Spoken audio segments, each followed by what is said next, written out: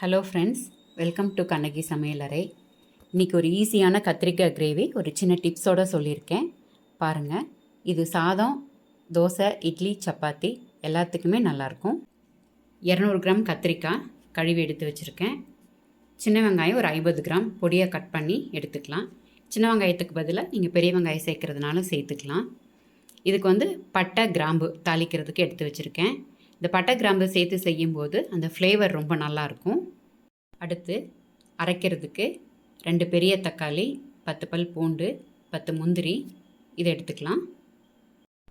தக்காளி, முந்திரி, பூண்டை 3ஐயும் சேர்த்து நல்லா பேஸ்ட் அந்த மாதிரி அரைச்சி எடுத்துகிட்டு வந்துடலாம். அதுக்கப்புறம் ஒரு வானல் வச்சுட்டு அதில் 2 ஸ்பூன் நெய் விட்டுருங்க. நெய் விட்டுட்டு கத்திரிக்காய் இந்த மாதிரி சின்ன சின்னதாக நீளமாக கட் பண்ணி போட்டுட்டு நல்லா வதக்கி விட்டுடலாம். இதில் வதங்கும் போது உப்பும் கொஞ்சம் மஞ்சள் பொடியும் சேர்த்து ஒரு 3 நிமிஷம் வதக்கி எடுத்துக்கலாம். இதையே அந்த பாத்திரத்துலேயே இப்போ ஆயில் ஊற்றி விட்டுடலாம். இங்கே நான் தேங்காய் எண்ணெய் சேர்த்துருக்கேன். இதில் கொஞ்சம் ஆயில் அதிகமாக சேர்த்தா அந்த கிரேவி நல்லாயிருக்கும். ஸோ 5 ஸ்பூன் கிட்ட நான் ஆயில் சேர்த்திருக்கேன். ஆயில் சூடானதுக்கப்புறம் பட்டை, கிராம்பையும் சேர்த்துட்டு வதக்கி விட்டுருங்க.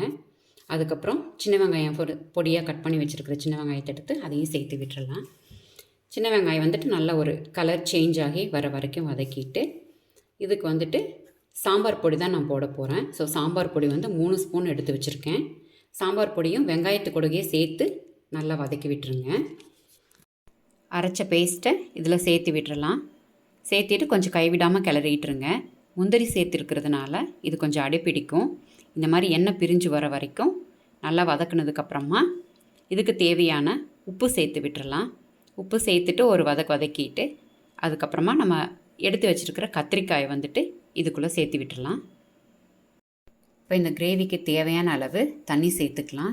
நான் இங்கே கிரேவி திக்காக வேணுன்றதுனால ஒரு 1/2 கிளாஸ் தண்ணி மட்டும் சேர்த்துக்கிறேன்.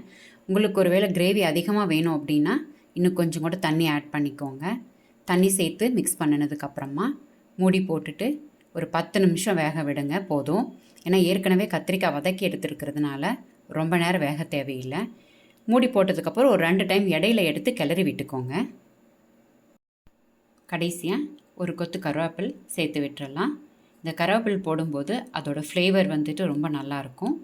நீங்களும் அதை வீட்டில் ட்ரை பண்ணி பாருங்கள். எப்படி இருந்துச்சுன்னு என்னோடய கமெண்ட் செக்ஷனில் சொல்லுங்கள். என்னோடய சேனலை சப்ஸ்கிரைப் பண்ணுங்கள். தேங்க்யூ.